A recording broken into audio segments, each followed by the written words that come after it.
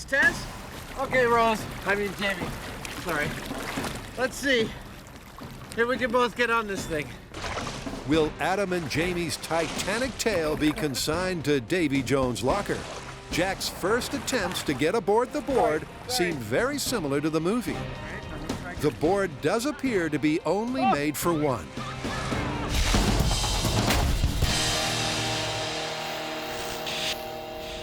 Let's wet our whistles with the myth of beer goggles. I'm feeling a little left out here. And I'm glad. What's going on? Beer goggles. Beer goggles? Beer goggles. It's been out there waiting for us the whole time, and for some reason we haven't tested it. The idea that alcohol has this magical property that will make people around you more attractive the more you drink. Actually, I feel like I've been testing this for over a decade. Yes, but that's anecdotally. We are going to test it scientifically. Great, more drinking on the job. Jamie knows that eventually this will turn ugly. They'll have to lose their inhibitions and maybe their lunch to test the truth of beer goggles. This seems to be a really subjective thing. We need to be objective if we're going to be scientific. How are we going to do that? Large sample size? That's exactly what I'm thinking. And I'm thinking that we rate photos. Specifically, we get a bunch of photos, us of women, you of men. We review a whole bunch and rate them when we're sober, and then we get drunk and re-rate those photos. And see if there's a difference. Exactly.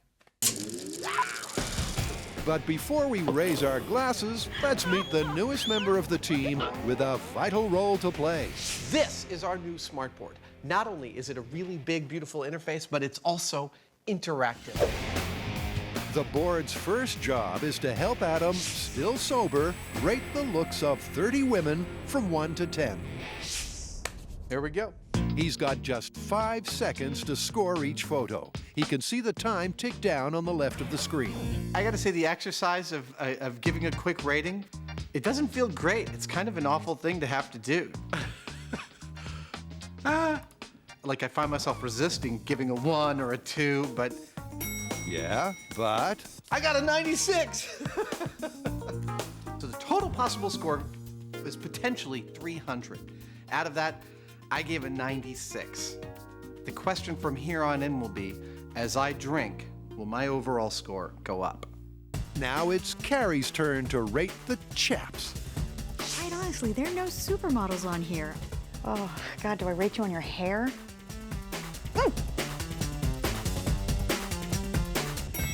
Okay, total score, 154. I noticed I was rating higher on men that looked confident. If they looked sort of squirrely and really apprehensive about the whole thing, I definitely gave them a lower score. Now for a man who's anything but squirrely. Your turn. Okay. I'm about to look at a bunch of pictures of women, apparently, and try to objectify them. Jamie's got a point. Snap decisions based on looks alone are shallow and shameful. But hey, it's all in the name of social science. It's set up so that it's sort of a gut reaction. I don't know how consistent it's going to be, but that's where the averaging becomes important, because you've got some kind of a number that should show a trend. And Jamie's trendy number? Higher than Adam's, but lower than Carrie's. So I got a 116. Whatever that means. Well, it means nothing till they've done this twice more. Time to raise the stakes I think it's time for a scotch. and maybe lower their standards. What are you gonna have? Whatever's in that brown bottle. Hard to beat a drink of something brown. Carrie still has a lot to learn, like don't tease the wildlife. Can I style you? Hold on. No, I usually don't let people do that. I don't know about you, Jamie, but I'm ready to take this test, and I know that Carrie is. Adam blows .11 That's good enough. and Jamie .10. That works. So technically, they're both a bit wobbly. As for Carrie, .13. Dude, you are so ready for this test. in fact, they're all well primed for part 3 of the Beer Goggles Challenge. These last 30 faces are a random mix of those they've seen sober and buzzed. She's pretty darn cute. 8. She's very cute. I've met her. It seems like in each group there's a lot more cute chicks. When he's done, Adam's score reflects his growing enthusiasm. 134? Wow. But the wild card here is Carrie. She was far harsher buzzed, so this could be anything. Carrie, drunk. Carrie, correct. Her 30 guys look set for another beating, assuming she can still see straight. You look homeless, but kind of cute. It's all right. Even Carrie's surprised that the tide might be turning. When I was sober, I was definitely thinking that confident-looking people looked sort of attractive. And then as I was buzzed, they looked cocky. And then as I got drunker, I was sort of thinking that the people that were attractive were sort of the more vulnerable-looking people, sort of like the more sadder characters. They looked cuter. And that's why men will never, ever guess what a woman is thinking. Carrie's score is 153. I can't remember if that's higher or lower than either of my scores. That's a 64-point jump from last time. As for the man bent on putting reason back into romance, Jamie, drunk, start. Drunk, buzzed, sober, an apple's an apple and an orange is an orange. There we go. Drunk score 111. from stone cold sober to stinking drunk, Jamie's judgment varied by just 11 points. Basically what I'm saying is that I don't see that I'm subject to beer goggles. With three very different results, they'll make or break this myth by checking the numbers. I don't know about you two reprobates, but I don't feel in any condition to crunch any numbers. I think we ought to go home, drink a lot of water, sober up, and come back tomorrow. Did you say you were calling a taxi? Taxi, absolutely. Looks to me like we all had very different reactions to the alcohol. What do you two make out of it? I'll tell you what I see. If this myth were totally confirmed, all three of our graph lines would look like mine. A steady improvement in our assessment of the attractiveness of the opposite sex directly in proportion to the amount of alcohol we consumed. It definitely looks like I was way harsher when I was buzzed than when I was sober. And I look pretty consistent all in all. However, I'd like to point out that both of you showed improvement from being buzzed to being drunk. That result, combined with my steady improvement all along the line, tells me this one is easily plausible. Definitely plausible. Okay, plausible. I've always been dubious about the claims of these pheromone sprays that are supposed to make one irresistible to members of the opposite sex. Why do you need a spray for that? Well, look, not everyone expresses all their emotions through their scent like you do, Jamie. There are some people that want some extra help, and these products apparently fill that void. Sounds like something we should test. That's exactly what I thought. Pheromones are airborne molecules that elicit a reaction in members of the same species. The most potent known to science are aphrodisiacs found in the saliva of male boars. But although a human sex pheromone has yet to be definitively discovered, the internet offers a plethora of canned chemistry that will make you irresistible. Or will it? To find out, Awesome. Adam has built a carousel of smell. And here's how it'll make sense of supposedly sexy scents.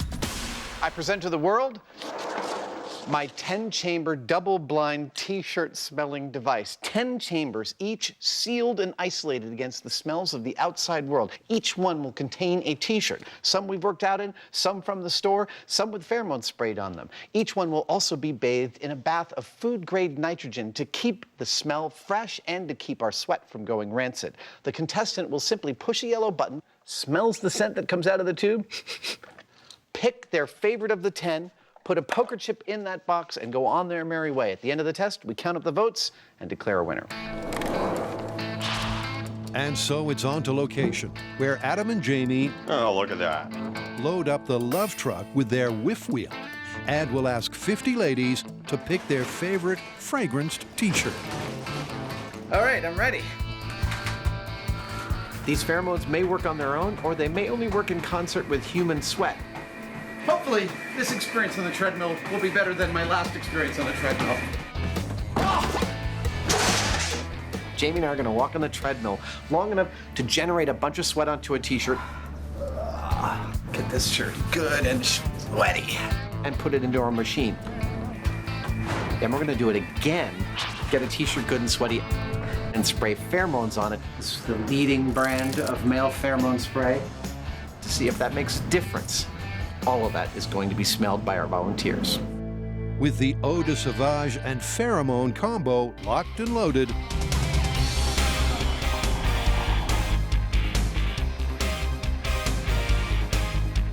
a hot Heinemann Get some good Hoosier sweat on there.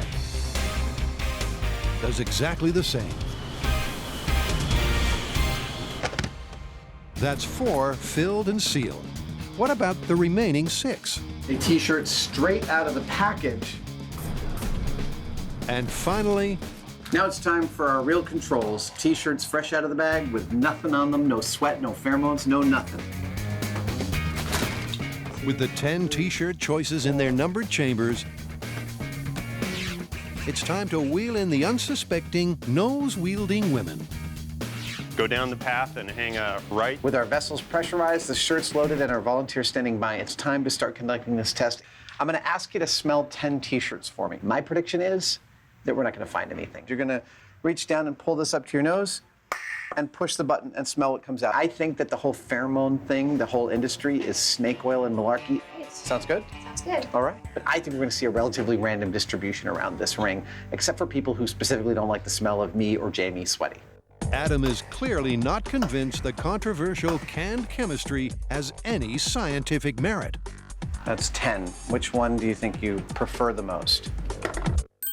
So he's not surprised by the early spread of reactions. I think I like number 1 the best. That's some data for us. Thank you so much for helping us out. Well, we're about a dozen people in so far. I like number 10. Number 10.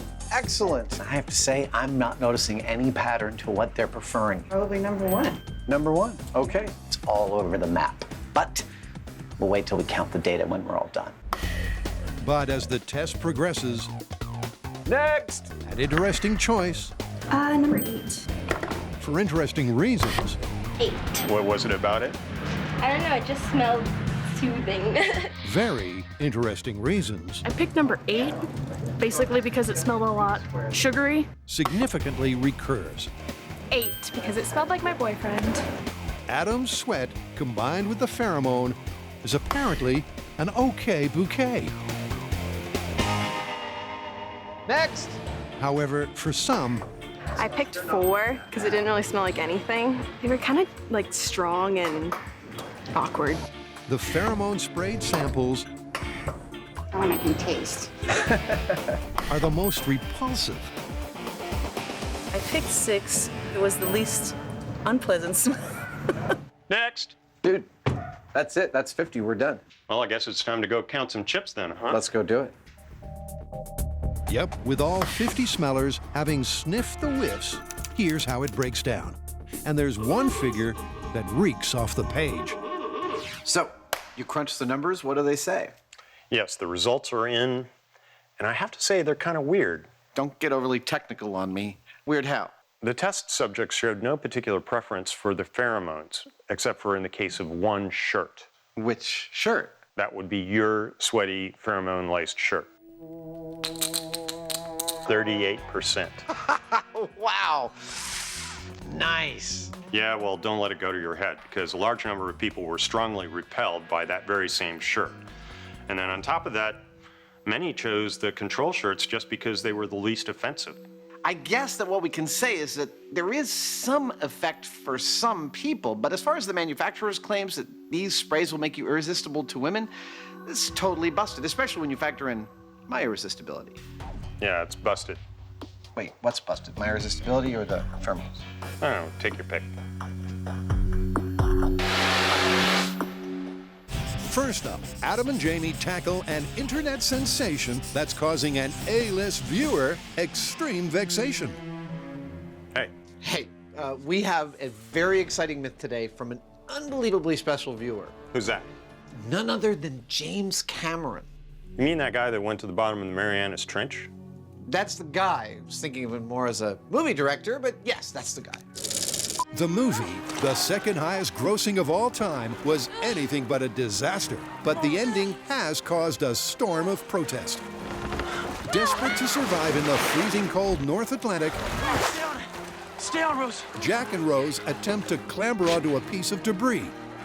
And seemingly there's room aboard for just one. And Jack, being the noble hero he is, sacrifices himself to keep Rose's head above water. But multitudes of Titanic and Mythbuster fans don't believe it. James Cameron's inbox has been flooded with the theory that both hero and heroine could have lived to tell their Titanic tale. Okay, so I need you guys to find out who's right, these so-called fans or my movie. Okay, it seems to me the place we start is with buoyancy. The question is, could the board possibly have supported both Rose and Jack? You ready to start this test? Okay, Rose. I mean, Jamie. Sorry. Let's see. Here, we can both get on this thing.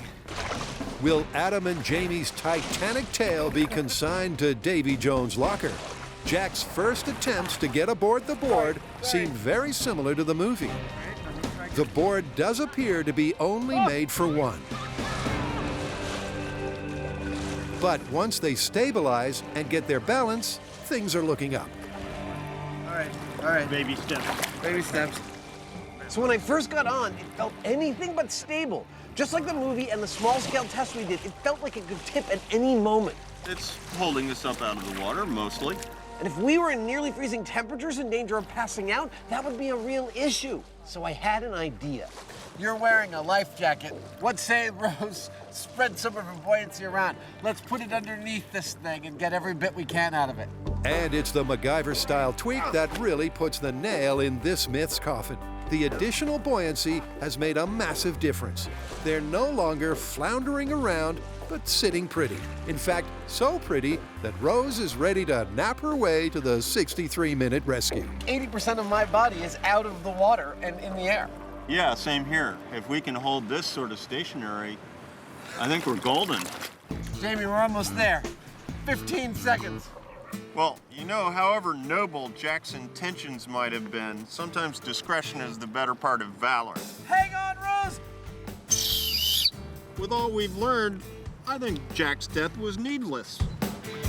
Don't call me Rose. Sorry. The key fact is, we're rescued. We totally made it. On top of the board with most of our bodies out of the water in 63 minutes. This is a good one. Apparently, people get dumber in the presence of the opposite sex. Really? Yeah, I mean, come on. Haven't you ever been tongue-tied in the presence of a lovely lass? No. Might be a good idea for you two to take... I think it might be a good idea for you two to actually take the test before you... How are we going to test somebody getting dumber? Yeah, right. That is the trickiest part of this to me, because we need a test that measures cognitive ability, but it also needs to be able to measure the deterioration of cognitive ability, and I'm not even sure how that would work. Okay, well, why don't you deal with the test design, and since we're going to need to bring a bunch of people in, I'll design the test space. Sounds perfect. Let's go.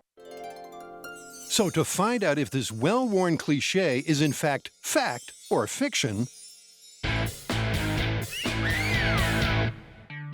Adam has researched a method to measure the effect attraction has on our gray matter. It is a brain game, and you're going to help me play it. You ready? Here's what's going to happen. I'm going to flash a word up on the screen, and you're going to tell me what color that word is, not what color it says. Here we go. 3, 2, 1. What color is that word? What color? What color? Call it out. Louder. Okay, did you feel your brain pause each time a card showed up? That pause that your brain did is your brain attempting to task switch between the reading of the word and the parsing of its actual color. 3, 2, 1, go. That pause is also called the Stroop effect, and apparently it's very, very difficult to get really good at it. Orange, orange. Which makes it the ideal test for our needs for this myth. Green, 58 seconds. Blue. Yep, repeatedly taking the test Yellow, brown, 55 seconds. results in a constant time. brown. A time that accurately reflects speed of cognition. 54.5 seconds. So each volunteer will establish a baseline and then, in the presence of a member of the opposite sex, retake and see if they get dumber.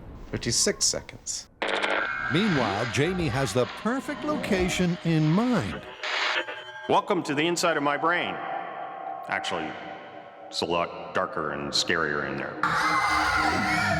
Anyway, what this is a commercial film stage, and it's the kind of place that Adam and I have spent decades filming commercials and movies and things in.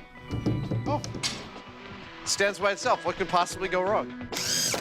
And as such, it's the ideal space for us to build our set for laws of attraction in.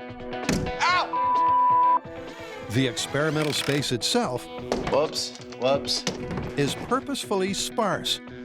All the comforts of home, if home is a interrogation room. A room with a computer station rigged for some secret squirrel observation. Awesome. Now, what about the delectable distractions? Meet cute couple Allie and Sean. Remember, this whole story hinges on a person's cognitive ability when they are around the opposite gender versus around the same gender. So we've hired a pair of actors to be present in this room while the tests are being taken. Cool. Hi. How's it going? Good. Good. Just grab a seat right there, please. After Allie's attentions, Have you ever done any experiments like this before? Sort of, when I was in elementary school. will his mind wander? Go ahead and conduct the test. Blue.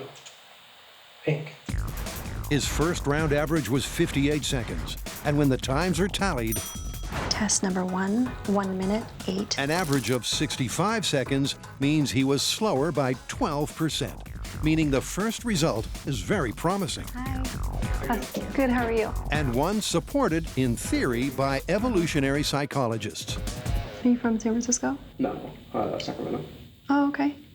Men in a state of reproductive focus are supposedly cognitively impaired. 2, 1. Pink, yellow, brown. Quite literally, their brains are on other things. Blue, brown. But for test taker 2, when the timer starts, his discomfort evaporates, and he beats his first round average by 20%. And as the remaining volunteers are wheeled through, He was faster. Yeah. That's far out. the first slower test seems to be the exception. Maybe Allie actually is exciting people rather than, distracting them. And not the rule. No difference. This myth is on its way to the busted bin. Blue. All right, that's all I need. Well, the results are in. Now, let me remind you that if the myth was true, we would see a decrease in performance in our test subjects when they took the test in the presence of a proctor of the opposite gender. Now, get this. Not only did we not see a decrease in performance, we actually saw a mild improvement. Jamie, why don't you tell these people our conclusion? Well, I wasn't expecting to see much from the women, and we didn't, but I was all prepared for the men to become blithering idiots. After all, there were studies done that indicate that that is the case. However, based on the test constructed here with our methodology, which I feel pretty good about, We didn't see anything. nope, the myth is busted. I still think we should have put her in a bikini. There you go, thinking out loud again.